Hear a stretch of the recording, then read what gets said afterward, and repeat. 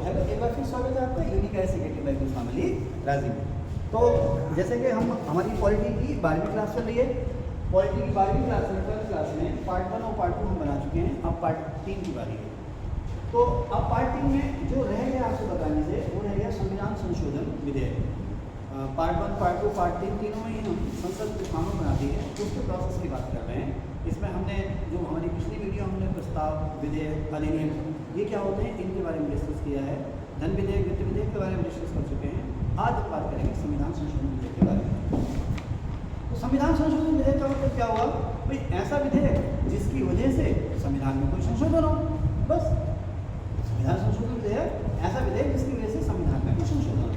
लेकिन अब ये संविधान जो है सम्यक विधान है, ऐसा कानून है जो बहुत ही सोच समझ कर बनाया गया है। तो अब हमारे देश का जो संविधान है क्या कहते हैं ना, वो कठोरता और लचीलेपन का मिश्रण है। क्यों कहते हैं ऐसा? क्योंकि हमारा जो देश का संविधान है, जैसे अमेरिका का संविधान है, अमेरिका का संविधान कठोर संविधान है। कुछ देश हैं उनका संविधान बहुत ही लचीला है, लेकिन हमारा संविधान जो है वो कठोरता और लचीलेपन का मिश्रण कहलाता है। अमेरिका का संविधान कठोर क्यों है?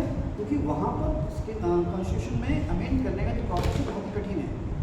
इतना कठिन है कि वहाँ पर जो भी संविधान संशोधन हुए हैं वो उंगलियों पर गिनने लायक है। कुछ देश ऐसे हैं कि वहाँ पर संविधान संशोधन इतना आसान है कि उसको मन मर्जी के मुताबिक तोड़ा मोड़ा गया। लेकिन हमारे यहाँ क्या है, कुछ मामले ऐसे हैं जिनमें चेंज करना बहुत ही मुश्किल है। वो मामले कैसे हैं? ऐसे मामले जैसे संघ से जुड़े हुए मामले हैं। जैसे हमारा देश जो है ना संघीय ढांचा है। अगर आपने उच्च न्यायालय या सर्वोच्च न्यायालय या राज्यों के कानून बनाने की प्रक्रिया, संसद के कानून बनाने की प्रक्रिया, राज्य की कार्यपालिका शक्ति, राज्य विधानसभा की शक्तियाँ, संसद की शक्तियाँ, संसद की या केंद्र सरकार की कार्यपालक शक्तियाँ, कुछ ऐसी चीज़ें हैं। या जैसे हमारे देश का जो स्वरूप है, जैसे लोकतांत्रिक, गणराज्य या धर्मनिरपेक्ष, समझे ना, इस तरह की चीज़ें हैं। इनमें अगर आपने चेंज करना है तो इस तरह की चेंज को करने के लिए आपको संसद के दोनों सदनों का विशेष बहुमत चाहिए होगा। इसके अलावा देश में जो विधानसभा है, कुल विधानसभाओं में से आधी राज्यों की विधानसभाओं की मंजूरी उसको मिलनी चाहिए, तब कहीं जाकर संशोधन होगा। और ये जो प्रोसेस है काफ़ी मुश्किल है, क्योंकि संसद के दोनों सदनों में किसी पार्टी के बीच मामला बनाना और फिर आधे राज्यों की विधानसभाओं को भी उसमें साधना थोड़ा मुश्किल काम है। हालांकि ऐसा हो चुका है कि अभी जो महिला आरक्षण बिल पास हुआ है, जिसमें संसद के दोनों सदनों ने उसे काफ़ी प्रचंड बहुमत से पास किया है। विधानसभाओं में अभी देखते हैं क्या होता है। तो कुछ मामले ऐसे जिनमें संविधान संशोधन को लागू करने के लिए या संविधान में संशोधन करने के लिए बहुत ही रिजिड प्रोसेस है। और कुछ मामले ऐसे हैं जैसे कि नए राज्य को बनाना है, तो नए राज्य को बनाने के लिए लोकसभा और राज्यसभा से सामान्य बहुमत चाहिए। राज्यों की विधानसभाओं की इसमें मंजूरी की जरूरत नहीं है। तो बहुत से मामले ऐसे हैं जिनमें संसद के सामान्य विधेयक सामान्य बहुमत से और राज्यों की सहमति के बिना ही संविधान में संशोधन हो जाता है, ठीक है ना। यानी कि संविधान में संशोधन करना उसमें बहुत आसान है। इसलिए हम कहते हैं कि हमारा जो संविधान है वो कठोरता और लचीलेपन का मिश्रण है। अच्छा, अब संविधान में अगर संशोधन करना है तो ये भी एक विशेष विधेयक है। लेकिन विशेष विधेयक जैसे आप धन विधेयक, वित्त विधेयक दे रहे ना, तो उसमें विशेषता क्या है कि धन विधेयक, वित्त विधेयक लोकसभा से शुरू हो गए और तभी शुरू हो गए जब राष्ट्रपति उसे प्री परमिशन दे दे। लेकिन संविधान संशोधन विधेयक के मामले में ऐसा नहीं। संविधान संशोधन विधेयक को संसद में रखने के लिए राष्ट्रपति की प्री परमिशन की जरूरत नहीं, एक बात। दूसरी बात, यहाँ पर लोकसभा राज्यसभा को दोनों को एक समान ताकत मिली हुई है। ये विधेयक लोकसभा से भी शुरू हो सकता है और राज्यसभा से भी शुरू हो सकता है। बैठ जाते हैं, तसल्ली के हिसाब से बैठ कर बात करते हैं। संविधान संशोधन विधेयक में लोकसभा और राज्यसभा दोनों को एक समान पावर मिली हुई है। ये विधेयक लोकसभा से भी शुरू हो सकता है और राज्यसभा से भी शुरू हो सकता है। ओके, गॉट इट, है ना। जैसे धन विधेयक जो है वो केवल लोकसभा शुरू होगा, लेकिन इसमें ऐसा नहीं है, दोनों को समान पावर। अब जो प्रोसेस सामान्य विधेयक पर होता है, चर्चा के बाद उसको पास करने का जो प्रस्ताव है वो सारा का वो प्रोसेस में फॉलो होता है। लेकिन अंतर ये है कि संविधान संशोधन, बहुत सारे संविधान संशोधन विधेयक ऐसे हैं जिन पर दोनों सदनों का विशेष बहुमत चाहिए, यानी कि जिनको पास करने के लिए दोनों हाउस की स्पेशल मेजोरिटी चाहिए। अब ये स्पेशल मेजोरिटी क्या है, इसको कैसे समझेंगे आप? आइए बोर्ड पर डिस्कस करते हैं। इसको मिला देते हैं, इसको मैंने लिखा ये सारा हो चुका है।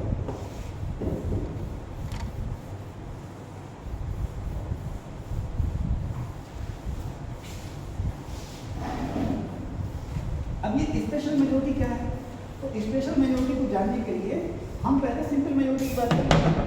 सिंपल मेजोरिटी का मतलब क्या है, जैसे देखिए लोकसभा में 543 मेंबर है, ठीक है, तो 543 का आधा कीजिए, इसलिए जोड़ दीजिए, ये आता है 273। तो अगर किसी बिल के फेवर में कम से कम 273 मेंबर ही चाहिए, तो इस मेजोरिटी को हम कहते हैं सिंपल मेजोरिटी, यानी कि आधे से एक अधिक। लेकिन अगर जैसे संविधान संशोधन विधेयक है, तो उसको पास होने के लिए विशेष बहुमत चाहिए दोनों हाउस से। तो इस विशेष बहुमत का मतलब क्या है, यहाँ पे दो चीजें। पहली बात कि जिस दिन बैठक हुई है, जिस दिन बैठक हुई है और वोटिंग हुई है, किसी बिल पर बैठक हुई है और वोटिंग हुई है, उस बैठक में वोटिंग में कितने लोगों ने डिस्कशन में भाग लिया, इससे कोई लेना देना नहीं है। ध्यान रखना, संविधान संशोधन विधेयक पर चर्चा हो रही है, डिस्कशन हो रहा है, उस डिस्कशन में लोकसभा या राज्यसभा में कितने मेंबर ने भाग लिया है, उस दिन कितने लोग प्रेजेंट है, इससे कोई लेना देना नहीं है। वोटिंग कितने लोगों ने की है, उपस्थित और वोट देने वाले, कहते हैं ना उपस्थित, प्रेजेंट और वोट देने वाले। इसका मतलब जो प्रेजेंट भी है और जिन्होंने वोट किया है, उपस्थित और वोट देने वाले सदस्यों का 2/3 यानी कि 2/3। जिस दिन उस संविधान संशोधन विधेयक पर डिस्कशन हो रहा है, उस दिन जो लोग उपस्थित हैं और उनमें से वो जिन्होंने वोट किया है उनका 2/3। जैसे उस दिन लोकसभा में 500 लोग प्रेजेंट हैं, 500 में से 450 ने वोट कास्ट किया, 450 से 480 ने वोट डाला। 500 लोग प्रेजेंट हैं, 500 लोगों ने डिस्कशन में भाग लिया और वोट कितने लोगों ने डाला, 480 लोगों ने वोट डाला, इसका 2। तो इसका 2 यानी गुणा 2/3, कितना हो गया भाई, 16 से कट जाएगा 0, ये हो गया आपका 16 × 32 320। तो पहली कंडीशन तो ये है कि उस संविधान संशोधन विधेयक के फेवर में कम से कम 320 लोग होने चाहिए। बहुत ही महत्वपूर्ण बात है, जल्दी से लोगों को समझ में नहीं आता, फिर से बोल देता हूँ कि उस दिन प्रेजेंट लोग थे 500, उससे कोई लेना देना नहीं है। कितनों ने वोट किया, 480 ने वोट किया, उसका 2/3, 480 का 2/3 यानी कि 320 लोगों ने अगर उसके फेवर में वोट दे दिया, ध्यान रखना 320, कम से कम 320, ज़्यादा तो सारे के सारे देते कोई लेना देना नहीं, कम से कम 320 लोगों ने उसके फेवर में वोट दे दिया। अगर एक भी कम रह गया, 319 भी रह गया, तो ये प्रोसेस आगे नहीं होगा, स्पेशल मेजोरिटी कंडीशन पूरी नहीं हुई, पहली कंडीशन। और दूसरी कंडीशन क्या है, दूसरी कंडीशन लोकसभा, क्योंकि लोकसभा में चल रहा है, लोकसभा की कुल संख्या का आधे से एक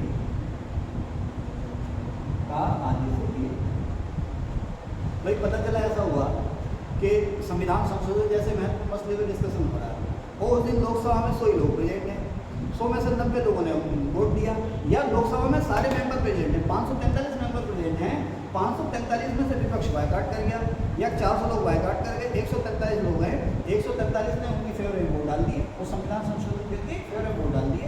ना एक कंडीशन तो पूरी हो गई ना।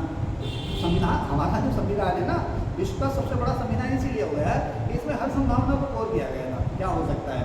तो उसने कहा कि एक तो ये कि उपस्थित को वोट देने वाले, उपस्थित को वोट देने वालों का 2/3 प्लस लोकसभा की यानी कि सदन की कुल संख्या का आधे से एक, तो वो कितना होता है 273। वो कितना होता है 273।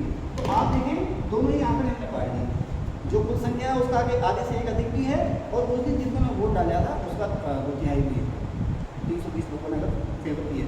अब देखें अगर 319 लोगों ने भी, अगर इसमें 320 की जगह मात्र 319 लोगों ने वोट दिया है, तो हम क्या कहेंगे कि स्पेशल मेजोरिटी इस बिल को नहीं, कॉन्स्टिट्यूशन अमेंडमेंट बिल को स्पेशल मेजोरिटी नहीं मिली, इसलिए ये बिल पास नहीं। ठीक है साहब, तो 2 कंडीशन है विशेष बहुमत की।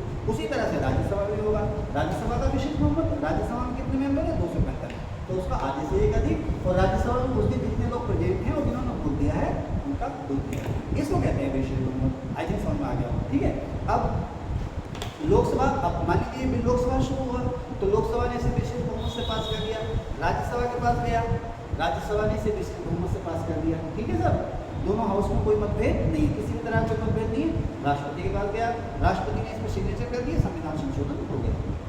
अब यहाँ पर क्या है कि संविधान संशोधन विधेयक पर पहली बात उसको रखने के लिए किसी भी हाउस में आप रख सकते हो, रखने के लिए राष्ट्रपति की परमिशन नहीं चाहिए, और राष्ट्रपति के पास जब ये बिल जाएगा तो राष्ट्रपति इस पर वीटो पावर नहीं इस्तेमाल कर सकते। राष्ट्रपति इसे अपने पास ज़्यादा से ज़्यादा 30 दिन तक रोक सकते हैं, 30 दिन के भीतर राष्ट्रपति को इस पर परमिशन देनी होती है।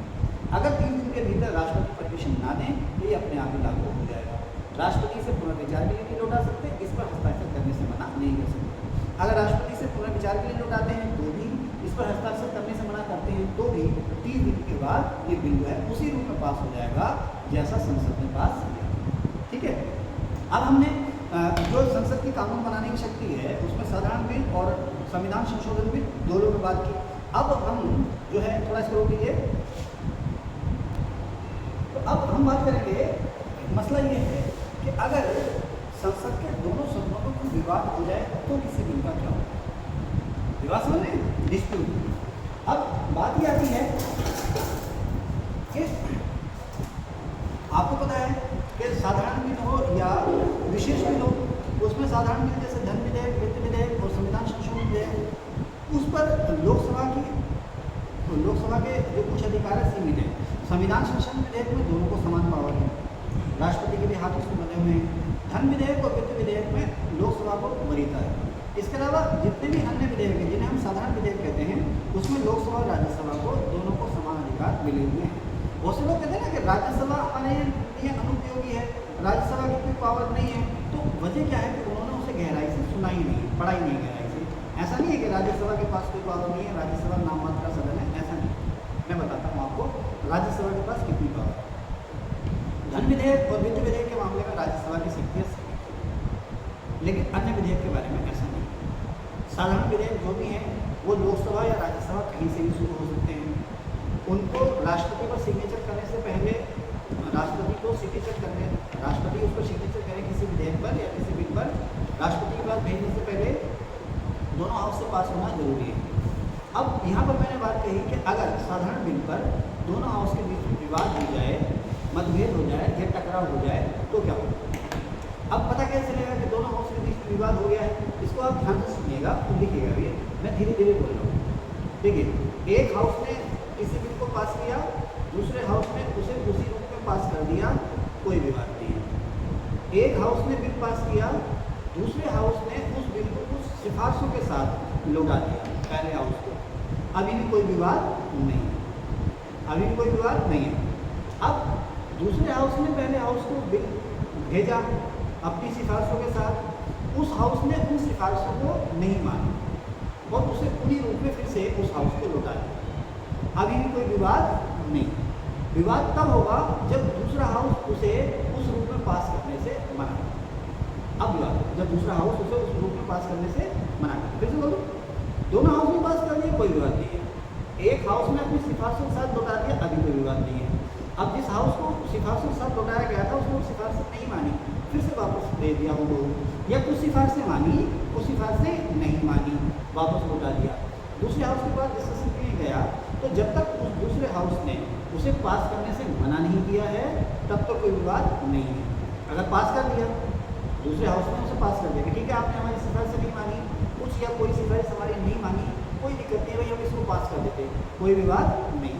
लेकिन अगर दूसरा हाउस उसे उस रूप में पास करने से मना करे कि भाई हमारी जो सिफारिशें थी उस पर गौर करो आप पहले, तो विवाद है, ठीक है ना। लेकिन वो विवाद तब है या तो उसे पास करने से मना कर दे या उसने उस पर कोई फैसला नहीं लिया और 6 महीने गुजर गए। कितने महीने गुजर गए? 6 महीने गुजर गए। यहाँ पर मैं आपको एक बात बताना भूल गया, पहले हाउस ने बिल पास किया, दूसरे हाउस ने उसे अपने पास रोक लिया और 6 महीने गुजर गए। दूसरे हाउस ने उसको कोई डिसीजन नहीं लिया, 6 महीने गुजर गए, तो विवाद है, ठीक है ना। सबसे पहले मुझे आपको ये बात बतानी चाहिए थी कि एक हाउस ने पास किया, दूसरे हाउस के पास गया, 6 महीने गुजर गए और उसने उसको कोई डिसीजन नहीं लिया है, तो विवाद की स्थिति पैदा हो जाएगी। या 6 महीने से पहले उसने अपनी सिफारिशों के साथ लौटा दिया, पहले हाउस ने उसकी सिफारिशें मानी, कोई विवाद नहीं है। सिफारिशें नहीं मानी, दूसरा हाउस मान गया ठीक है भाई आपने हमारी सिफारिशें नहीं मानी, कोई दिक्कत नहीं, हम वैसे पास कर देते हैं, कोई विवाद नहीं है। लेकिन अगर दूसरा हाउस भी अड़ गया और 6 महीने गुजर गए या 6 महीने से पहले उस बिल को पास करने से मना कर दे तो विवाद है। और अगर 6 महीने गुजर गए हैं दूसरी बार भी और कोई डिसीजन नहीं लिया जा रहा है तो विवाद की स्थिति हो गई, ठीक है ना। अब कहा जाएगा कि भाई दोनों हाउस में किसी बिल को लेकर के टकराव, अब क्या होगा? अब कई चीजें हो सकती हैं, या तो सरकार उस बिल को वापस ले ले या उसे उस प्रोसेस पर आगे ही ना बढ़े, सरकार जो है उस प्रोसेस पर आगे नहीं बढ़े। भाई अल्टीमेटली आप देखें हमारे यहाँ संसद कार्रवाई करती है, संसद जो कानून बनाने की कार्रवाई करती है संसद करती है। ये कार्रवाई शुरू कहाँ से हो रही है? सरकार के स्तर से हो रही है, कैबिनेट करती है। जो आमतौर पर ज़्यादातर जो बिल होते हैं सरकारी बिल होते हैं। अपनी इसी वीडियो में पहले पार्ट बात की है, ज़्यादातर जो बिल होते हैं वो सरकारी बिल होते हैं। तो आमतौर पर सरकार ही बिल को रखने का प्रस्ताव लाती है, सरकारी किसी देती हुई है इसे कब लोकसभा में रखा जाए, कब राज्यसभा में रखा जाए, कब राष्ट्रपति के पास भेजा जाए। तो अगर विवाद हो गया है तो अक्सर सरकार ये करती है उस बिल पर आगे कदम बढ़ाती नहीं कि चलो अब रुक जाओ इसके लिए। अक्सर ऐसा होता है कि सरकार उसे वापस भी ले लेती है। सरकार बात नहीं है कि साहब अब तो जब संसद में कार्रवाई शुरू हो गई, जैसे कि न्यूटन रिएक्टर है कि अब एक बार जब प्रोसेस शुरू हो गया तो जब तक पूरा ईंधन खत्म नहीं हुआ तब तक प्रोसेस रुकेगा नहीं ना, ऐसा नहीं है। सरकार उसे रोक भी सकती है, सरकार उस बिल को वापस भी ले सकती है। और अगर सरकार इस विवाद का समाधान करना चाहे तो राष्ट्रपति के पास एक पावर है, आर्टिकल 108 उसमें लिखा हुआ है कि अगर राष्ट्रपति को किसी समय ये समाधान हो जाए, राष्ट्रपति को ये पता चल जाए कि संसद में किसी बिल को लेकर के टकराव या मतभेद हो गया है, तो उस बिल के उस टकराव या उस मतभेद के समाधान के लिए राष्ट्रपति उस बिल पर ज्वाइंट सेशन बुला सकते हैं या दोनों सदनों की संयुक्त बैठक बुला सकते हैं। समझ गए ना? अब क्या होगा, राष्ट्रपति ने नोटिफिकेशन जारी कर दिया कि भाई फला बिल पर विवाद हो गया, अब ज्वाइंट सेशन बुलाया जाएगा। अब देखिए, अब यहाँ पर बहुत ही चीज़ें हैं बारीक बारीक, आपको ध्यान से सुनना। अब अगर राष्ट्रपति ने ज्वाइंट सेशन की नोटिफिकेशन जारी कर दिया है तो अब ज्वाइंट सेशन होगा। राष्ट्रपति एक तारीख दे देंगे कि फला तारीख को ज्वाइंट सेशन होगा, ठीक है ना? अब ज्वाइंट सेशन होगा। अगर लोकसभा भंग हो जाती है तो भी ज्वाइंट सेशन होगा, चाहे देश में आपातकाल लग जाए, नए चुनाव या किसी वजह से लोकसभा भंग हो जाती है तो ये बहाना नहीं हो सकता कि साहब लोकसभा भंग हो गई, ज्वाइंट सेशन अब कैसे हो जाएगा, लोकसभा ही नहीं थी। ज्वाइंट सेशन होगा, लोकसभा भंग हो जाती है तो भी होगा, वो सारे मेंबर आएंगे उस पर डिस्कशन करने के लिए, वोटिंग करने के लिए आएंगे, ठीक है? एक बात यानी ज्वाइंट सेशन तो होगा। दूसरी बात यह है कि अब अगर किसी बिल पर राष्ट्रपति ने ज्वाइंट सेशन का नोटिफिकेशन जारी कर दिया है तो संसद अब उस पर कार्रवाई आगे नहीं करेगी।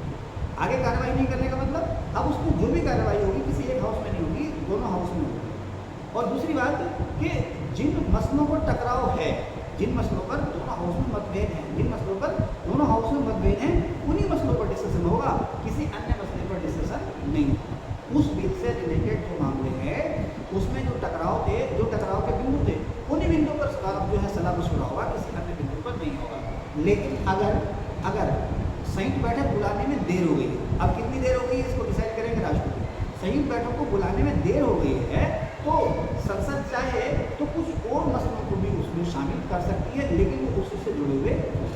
अच्छा, अब जब ज्वाइंट सेशन होगा किसी बिल पर, किसी या किसी बिल पर ज्वाइंट सेशन होगा तो उस ज्वाइंट सेशन में केवल उसी बिल पर बात होगी, किसी अन्य मसले पर बात नहीं होगी कि साहब प्रश्नकाल भी होगा, शून्यकाल भी होगा, तो ध्यानाकर्षण प्रस्ताव भी होगा, निंदा प्रस्ताव भी होगा, ऐसा कुछ नहीं, केवल उसी मसले पर बातचीत। ओके, समझ गए? ठीक है। अब जब ज्वाइंट सेशन होगा, राष्ट्रपति ने तारीख दे दी है।